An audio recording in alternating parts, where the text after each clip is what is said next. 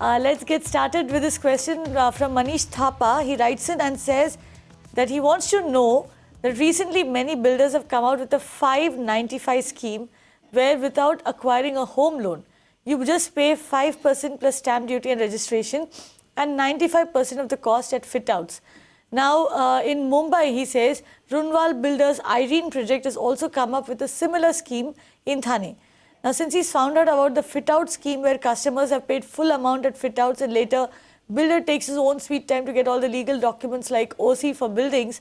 So, at the end, it's a customer who has paid the full amount and cannot stay in that flat because of no OC. And the waiting to get possession has no end. Is this how the scheme works? Very clearly, you know the risks of getting into a scheme like this. But let me bring Vinay in. Vinay, first of all, is there anything like a fit-out possession? There is nothing called a fit-out possession. Fit-out was a term which was earlier employed in commercial spaces, where if you were trying to take something on rent, etc., the builder would allow you to, just prior to getting the OC, give you a kind of a notional possession with nothing on paper, just so that you could do up the interiors and perhaps save a little time. Now, builders are misusing this in today's time, and almost every big builder is doing this just to make a little more money. So, let us understand the law. Under MOFA Section 3, you cannot, the builder cannot give you possession legally until the OC comes. Neither can you take possession until the OC comes. So, here if you see the paperwork, the builder will not give you a possession letter. He will simply ask you to in fact give him an affidavit saying that you need keys to the place to carry out interior work. It's completely illegal. You should not take possession. And in fact, if the builder presses you to take possession, you ask him for the OC first and only then you go ahead and take the possession. Right. Also, Vinay, what are the expenses involved in this? And I know that you also have a lot of expertise in housing society matters. How does it work? Say a buyer does take fit-out possession and move and starts, doing up the interiors, etc.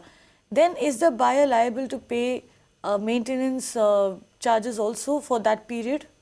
That is precisely what the builder is trying to do. He is hurrying up the possession so that he can start levying charges on you.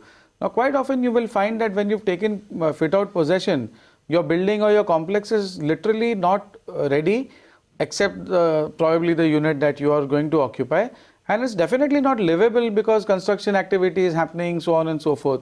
So, more often than not, it does not make any sense to take fit-out possession. Secondly, you must understand that the property taxes are fixed from the date of the occupancy certificate. So, there is no question of you paying any property taxes till the OC comes. But we have seen instances where builders are even charging you property taxes on the grounds that I have given you possession. Now, that is a complete hoax because the tax itself has not been decided. Right. So, very, very important thing to remember, there is nothing called a fit-out possession. If you do end up taking something like a fit-out possession, there are chances that the builder might just charge you maintenance charges for the period when you are actually taking fit-out possession till you receive the OC, which, like Manish just wrote in and asked us, can take a long time. Now, the OC is also a very, very important piece of paper. Vinay, how important is the OC? What does it essentially signify? It is a very critical document from any perspective. The role of the OC is that once you have that document, it signifies that your construction is complete, your place is habitable. Secondly, the mere obtaining of that document means that prima facie your construction is legal. It has been carried out in accordance with the approved plan and there has been no violation. So, for all these reasons, it becomes an extremely critical document, and it of course has impact on your taxes. For example, a legal building is called a metered building, so taxes are levied at the normal rate.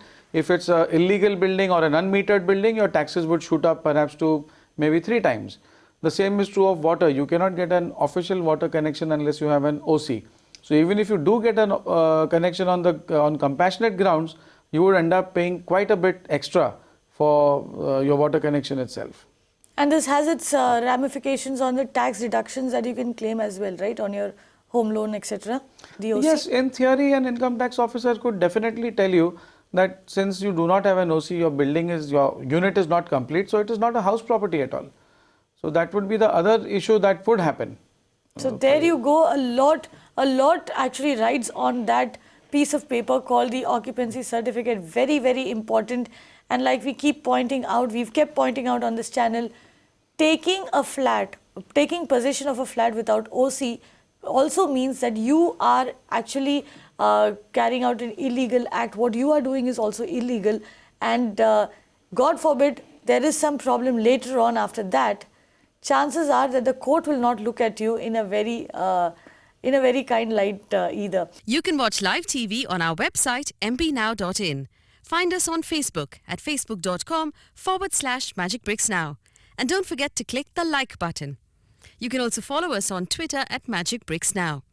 To stay updated with all our programming, hit the subscribe button on our YouTube channel by logging on to youtube.com/magicbricksnow.